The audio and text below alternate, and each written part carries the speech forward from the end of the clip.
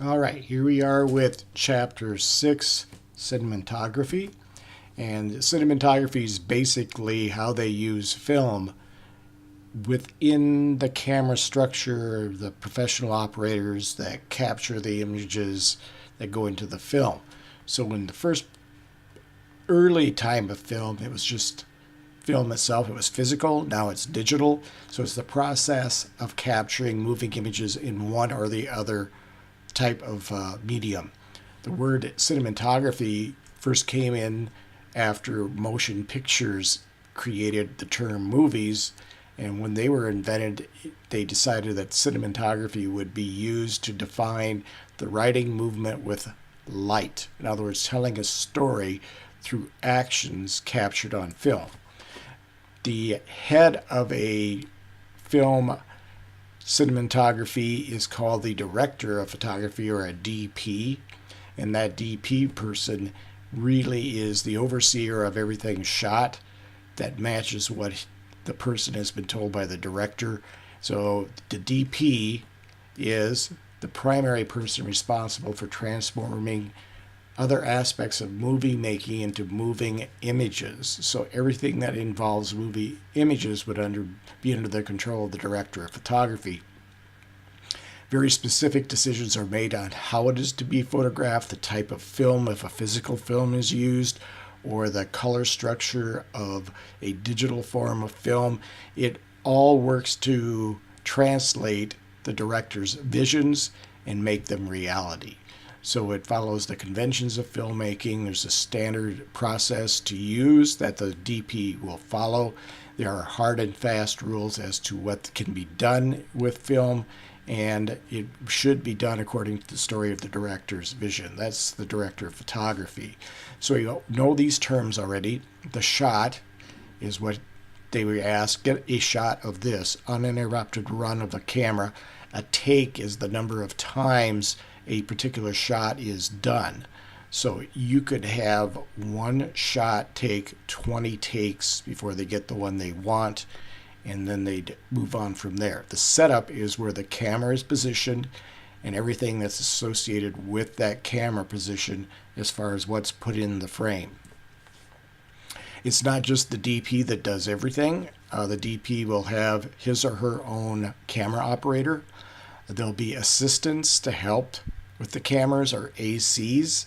A gaffer is an electrician who monitors the flow of electricity, the needs to make that camera work efficiently, whether it's a battery or connected to an electrical source. A best boy, which is the first assistant to the gaffer, and grips are people that are hired specifically to handle everyday matters, kind of handy person type approach to getting things done. So the cinematographic properties of how a film is shot relates to a film stock. The film stock depends on the gauge, the speed of exposure for that type of film. So it's physical at this point, not the digital type. So there are two types of film stock, one for just black and white, another for color. The gauge is how big the film strip is that it will record the image. The bigger, the better the quality of the moment. So you have everything running from an 8mm gauge film all the way up beyond 70mm, or IMAX, which goes beyond the 70mm, all done for a specific purpose of what the frame looks like and the control of it. So this is where it gets a little confusing. The speed is really the exposure to the film, how much light is allowed in or restricted. If it's a fast film, it'll shoot under low light, and if it's a slow film, it's more meant for high bright lights. So they have that, get a high speed film or a fast speed film, get a slow speed film for these types of moments in the film. So this applies to everything done in the past. Today, with the digital medium, they don't use the physical film, but it still will be referred to as a fast speed or a slow speed as far as exposure. At first, and if you ask directors today, they probably still would prefer the black and white images, but we don't agree with that most of the time as an audience. So rarely do you see the black and white film. or black and white going to color. There are reasons that it would be used. So the example that they give for the texture of a black and white film is Stagecoach, done in 1939. The legendary director John Ford did this movie, so it became a legend in the film history as far as quality of film. The use of the grays with the black and white make it more compositionally possible to do different things. Color stock, you'd be worrying about the texture of the color mixing with other elements. But with black and white, there's a gritty realism to it. It's distinct with its contrasts and hard edges.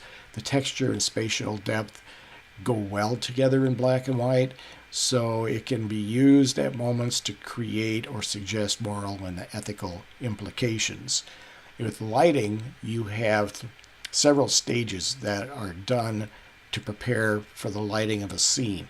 There's pre-production, where the designers, if you remember them from previous chapters, create the idea of the lighting for the film in sketches or examples. Production, the cinematographer, is the one who controls the lighting. See how the camera will capture the images in the setups that are chosen. Lighting shapes the way the movie looks, how it continues to tell the story. So it's very essential that you understand one of the most important elements of a film is lighting. It is the key component to composition for sure. There are properties to lighting. There's the source of the light, the quality, direction, and style. So let's go through those. The source and quality will depend on the lighting source. So a lighting source might be what you'd refer to as sunlight or natural light, but they do use reflector boards, large metal-looking flat pieces that are positioned to control the light and make certain areas brighter or darker. The evidence of this can be seen if you look at the image and there's a brightness to it that you don't expect. Artificial lighting is the use of lights in a physical form moved to the set being used. They focus the spotlight and floodlights in certain ways to create a new texture. It's very controlled. So hard lighting would be low-key lighting, shining directly on the subject that creates clean, crisp details to the face. Soft lighting is high-key lighting. It's where the light hits the subject from many directions and creates that image they want of that area. So this is a slide from Citizen Kane. Orson Welles played it, and you can see it is very controlled lighting because of the brightness on this side of the face, where on this side it's shaded. And you can see the extreme element where his shoulder's actually dark and the hairline is dark. It could be how his hair was done for the shot, but it still shows how the background is lit and accents those qualities of the actor's face that they want to show. And this one is soft key. So notice how she is a little different. Even the eye lighting is different. And they're bringing out the quality of her. This is from Citizen Kane as well. And it's more to go with her hair, which is more blondish. Yet the lighting will make certain areas darker. When light hits the blonde hair, it really stands out and works well with the window behind them. And that made a difference as well. So directions of natural light with controlled lighting really can create a romantic look to a person, which is the purpose here. They use what's called a 3-point system. We use this in our department with students learning lighting and what to watch for. The 3-point system has 3 different types of lights: a key light, a fill light, and a backlight. So if you put the subject here, you'll see that the fill light, a less intense light, is on this side. The key light, which is the stronger of the lights, on this side, and the backlight shapes the top of the head. So if we go back, you'll see that this is the fill, this is the key, and the backlight is controlling the hairline. So all of that relates to these 3 types of lights. Low key, high key, lighting ratio is the balance between the key light and the fill light. Key light, fill light. So it gets very sophisticated. We won't go into it much more than that, just so you know that how that lighting is done will create the primary property of light and the type of color that stands out. And that's significant when you look at films they will use a color to represent something. A movie camera exaggerates the colors. In other words, you can manipulate it to look even redder than it really was, or darker. Whatever they need to do can be manipulated in the digital form. Film stock is chosen to match the color temperature of the light source. They always love to shoot in the morning because it's cooler, less heat vapors in the air, and it creates a more brilliant look to the film used. But they will use filters. That's a device put on the front of the lens of the camera that will change the color spectrum to bring out the qualities they want in that shoot. Production values, the amount and quality of human and physical resources determines the film's overall style.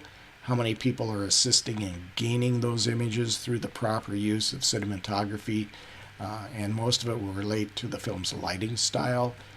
Genres have a distinct lighting style depending if it's a western, gangster, or horror movie.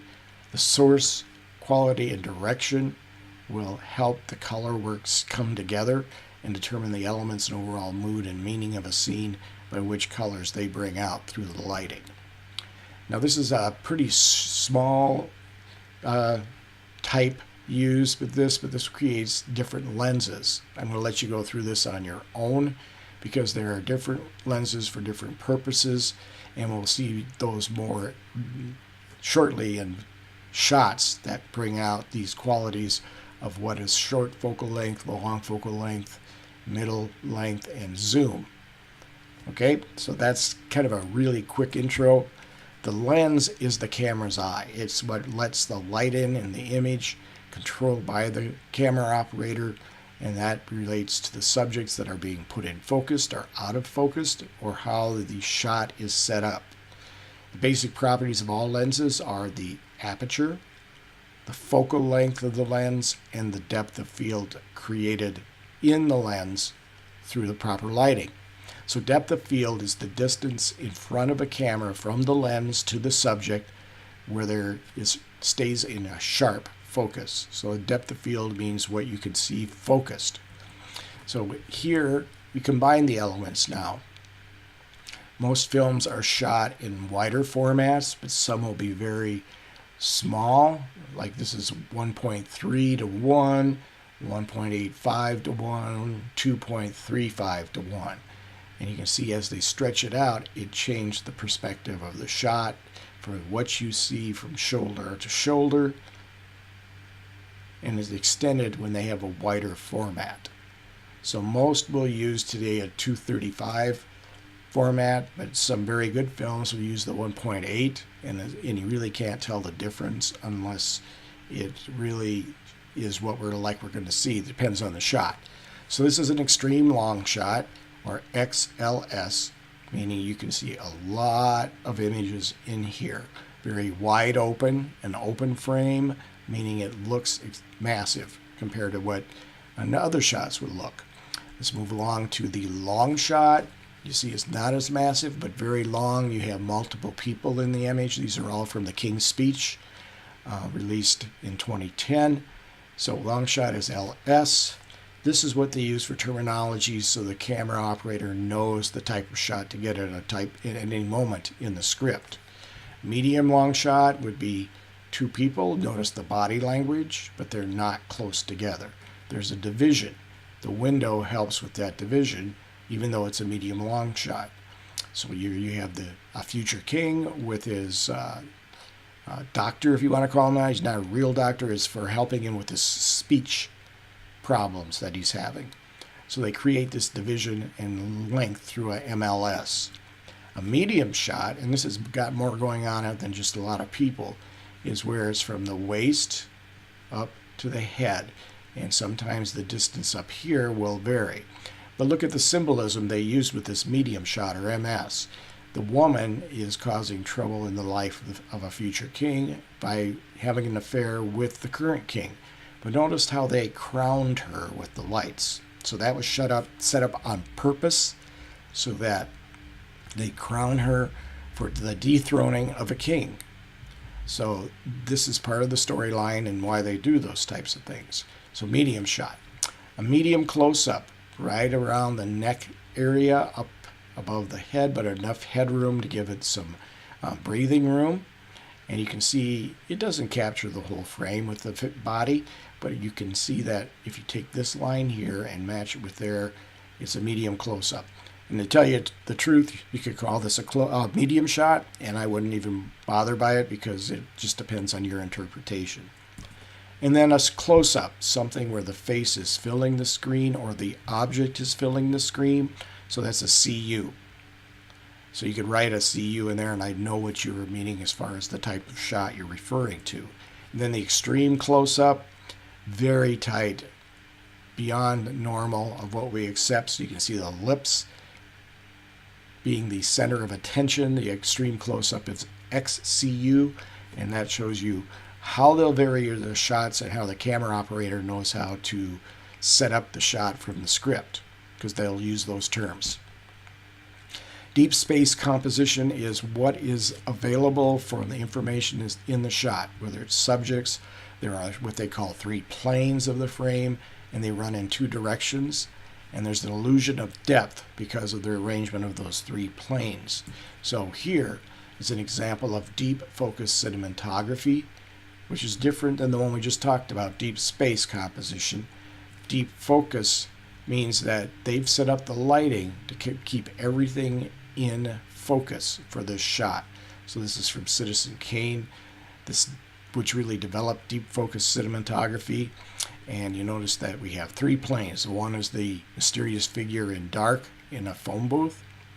The man who's framed in the door is the second plane, and the woman in the background is the third plane. Yet all of them are in focus.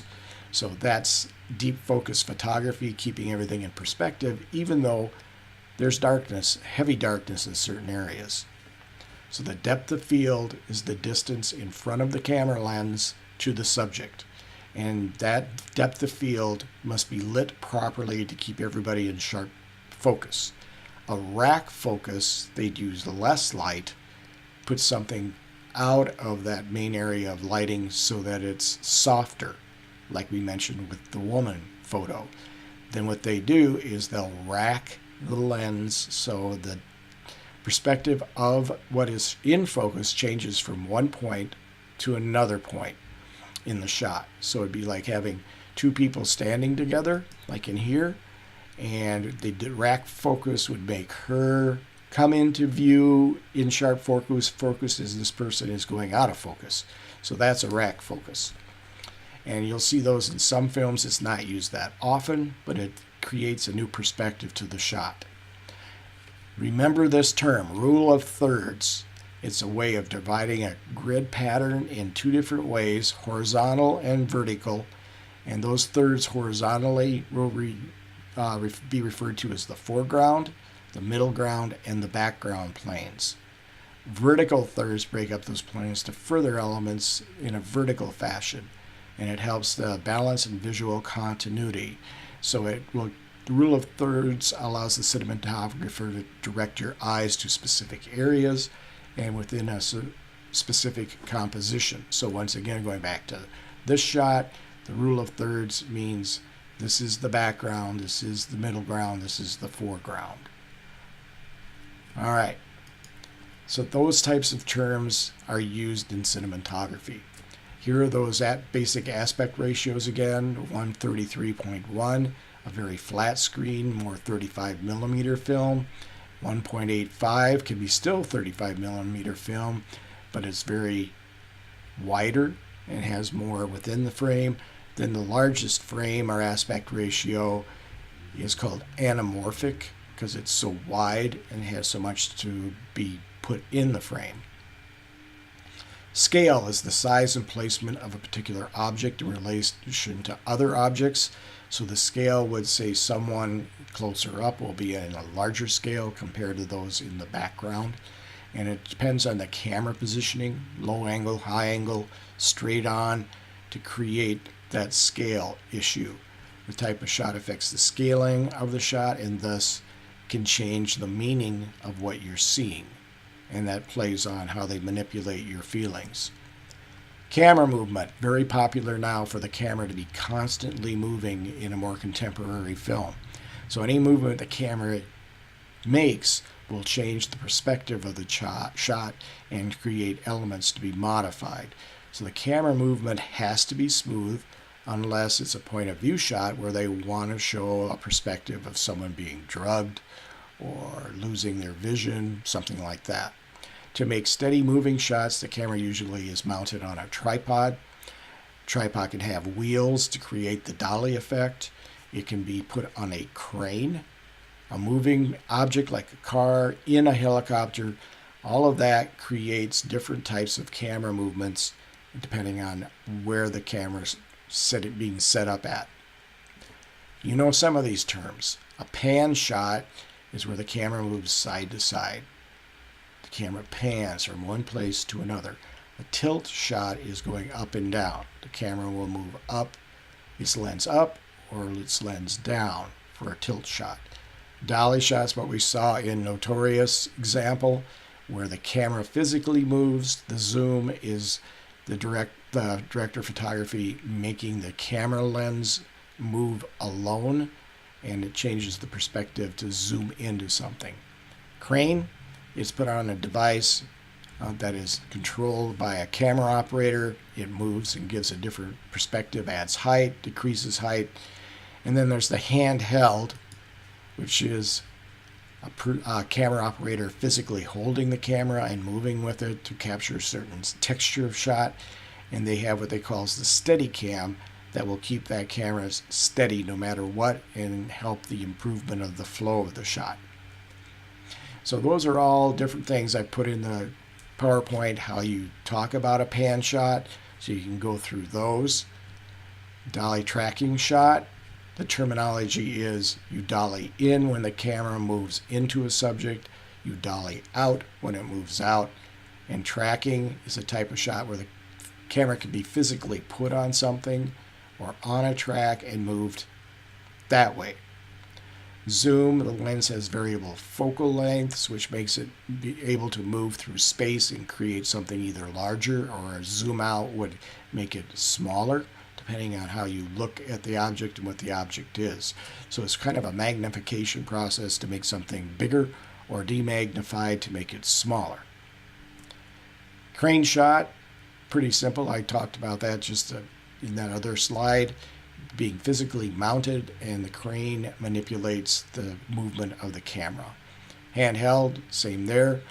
That these are areas to look over to understand how the handheld camera is used. And this is a shot of a Steadicam, a device that's strapped to the waist of the camera operator.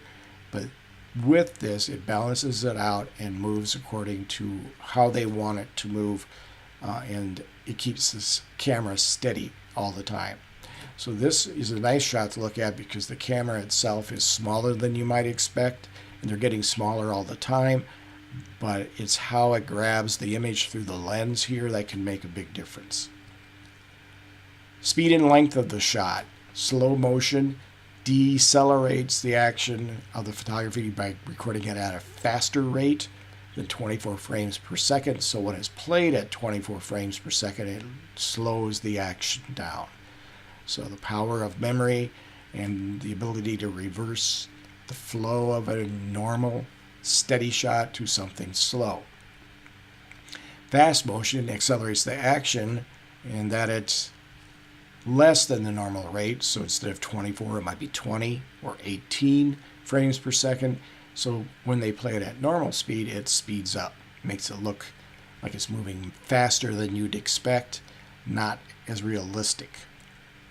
The long take is a sequence shot. So you can think of films that have come out. If you see The Revenant or Spectre, the James Bond movie, all of it has a very long take where the camera moves in a very unique way, and it's fun to watch if you're into photography and how they move through real space in real time and show images as if seen by someone.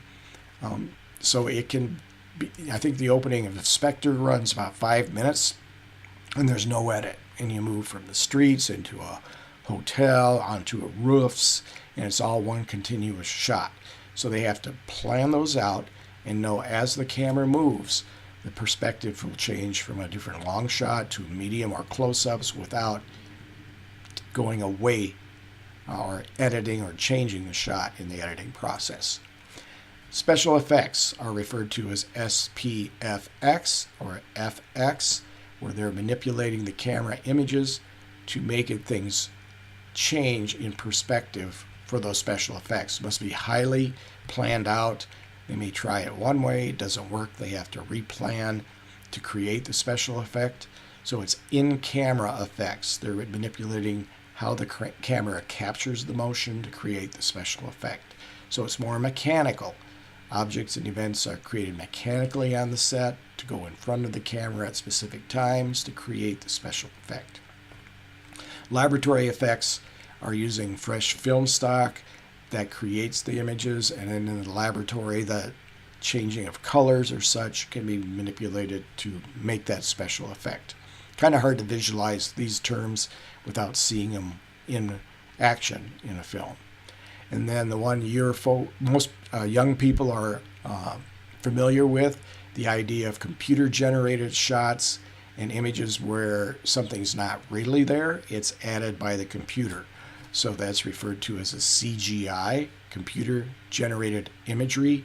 Started in the 70s, but no one really even knew it was being used, then became popular in the late 90s and into the next century now.